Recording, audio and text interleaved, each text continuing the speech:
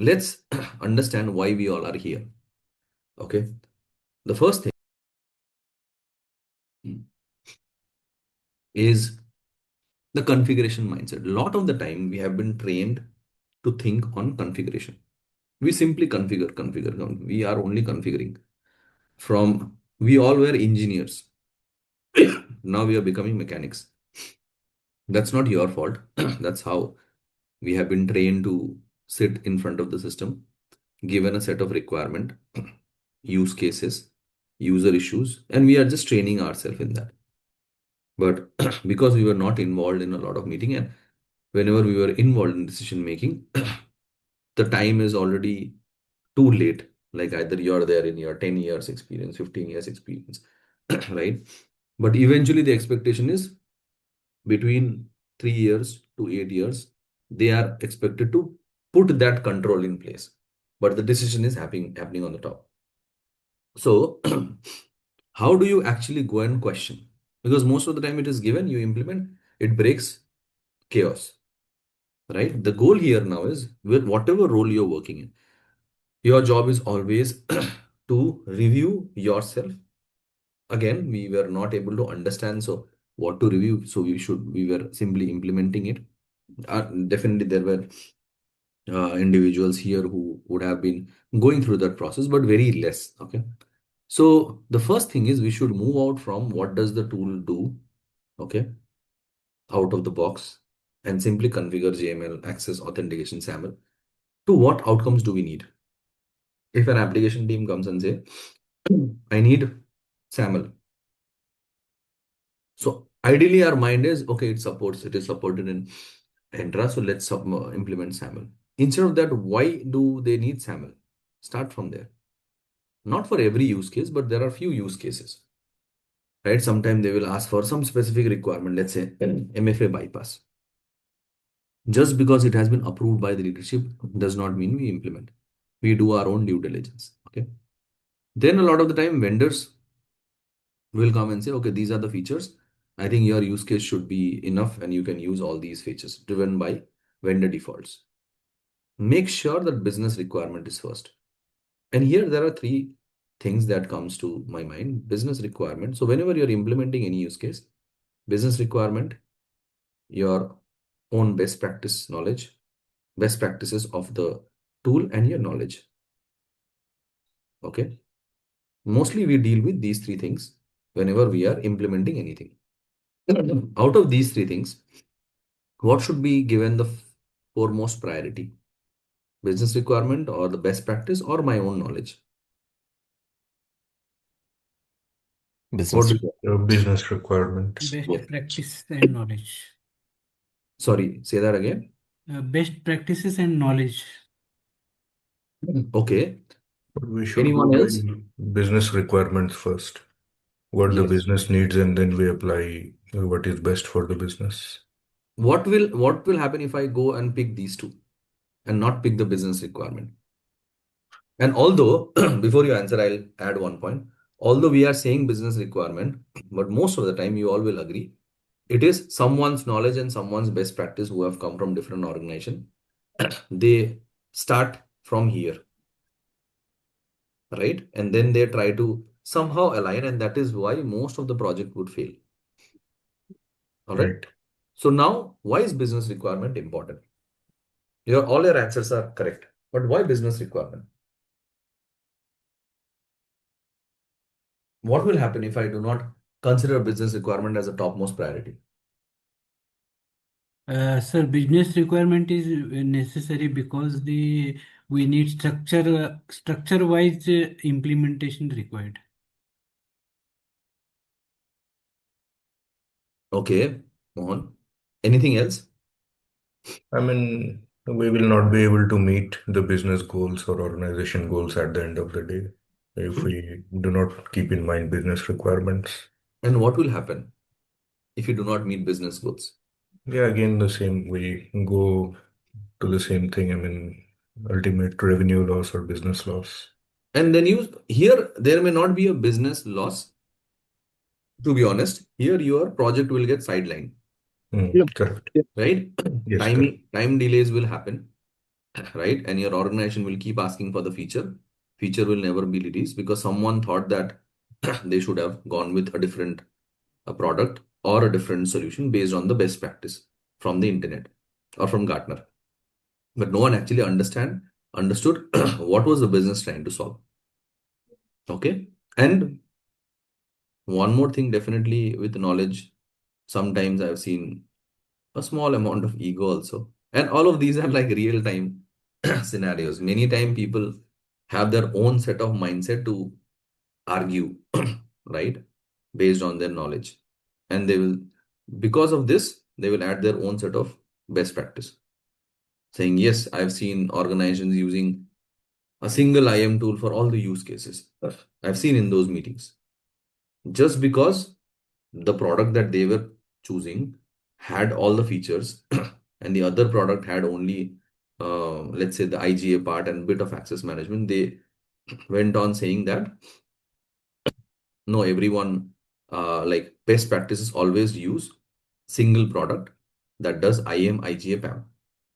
But do you think that is the best practice? Even in this, in my case, also same thing actually. So See, I I don't mean, know. this is, and here Yeah. we are not going to make some story, right? These are real time scenarios that I have seen, I have observed in different meetings.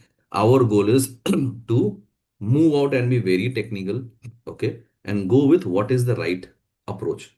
And if you go with the right approach, eventually you start giving the results. It is not going to happen on day one, all right? But gradually you'll start seeing that people, you'll be able to build that trust. You'll be able to build that confidence on your leadership because whatever you build moving forward, when you consider business requirement and then you put down your knowledge and best practices, things will be stable. Many times people do not get the confidence, especially if we are in the mid experience, even though sometimes as seniors also, because we are not able to justify what is right way of doing things. Someone will randomly come and put their ego and knowledge and say, let's do this way. No one is questioning them. So, our goal as a key takeaway is to start questioning. Okay.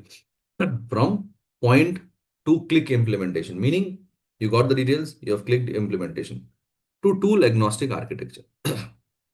Now, I'll give you an example here. A lot of the time, back in like 4 or 5 years ago, one login was new to the platform, to the environment. Okay. They were doing access management. And my organization has a lot of business requirement, which one login was not able to fulfill. So what I went to Okta. I knew Okta back then. And I knew there were few features which Okta was supporting, which could solve the business use case. So I did not say that this will not be implemented. I kept raising ideas, features with one login. Okay. Out of 15 ideas that I have raised over a period of time, actually 8 of them have already been implemented now in one login. Those were my organization use cases, right? And one login was trying to become Okta back then. So this is where I actually understand the requirement. And just because tools does not support does not mean I stop there.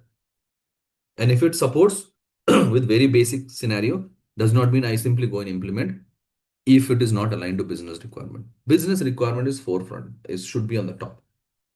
And then scope, make the product work somehow. From there, we should move to solving the problem. And this is also one part of solving the problem. I wanted to solve the problem, not just tell my senior that this is what is supported, this much is possible. There are different ways. You can raise ideas, you can raise requests, you can do customization, get a developer, maybe from your team. Okay. See how you can involve that guy. So recently, one of the use case where we have been asked to develop role-based access control for a open source portal. Okay. And the developer went and said it's not possible because of the API. You cannot put a lot of controls and all of this. I simply said the two role-based access control that you need is admin and user. Okay. So we need admin and we need a user flow. And admin should be able to see everything, all the features, and users need restricted. Okay, I'm just giving an example of how I approach this. So right now, everyone was able to see all the details in that portal. Okay. I said, keep this as admin. Okay.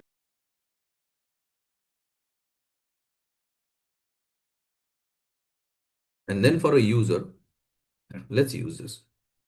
Now, what difference here is whatever I'm seeing here are all API calls. Okay. Here also it is going to be API calls. So instead of restricting on the code level, why don't you restrict both the APIs into two segments? One where you are making calls to every API if there is a user. Okay. Second, make another set of call. Pick the same code, reduce some fields and call less fields. And then whenever a user is logging in, check the basic groups. If they are a part of the group, this or this. You don't have to go to the code level and then let the code decide. Just break this down into simple solution, into simple parts. For example, you log in, you check the group, fix the group access, and then how the calls are being made. Again, I did not go into development level. For me, it was just logic that I was using here. Okay. So then go into resilient and portable solutions. Let's not always go to what vendor has logged in. Okay. Well, this is the most misunderstood and neglected thing. How many of you have seen that every time you give something to implement to your engineers or sometimes to your subordinates also, they will directly come up with the POC without any design diagram, use case, anything. If you have asked them, can you test this? They will directly show you. How many of you faced? Yes, faced it a lot here. Yes, sir. Yes, Ravi. Yes. Now, because of that, what happens? You just go ahead with the POC. Everything is ready on the system. Okay. But when it comes to explaining, tracking, if there are any changes, then the things get delayed. Okay. So always start with designing. Put the basic scaffolding. So what I just did today, okay, is called scaffolding. Whatever it is there in my mind, I'm actually trying to put it in front of the Canva. So the first thing that we always refer to is escalator. If you see, there are multiple scaffolding that I've done.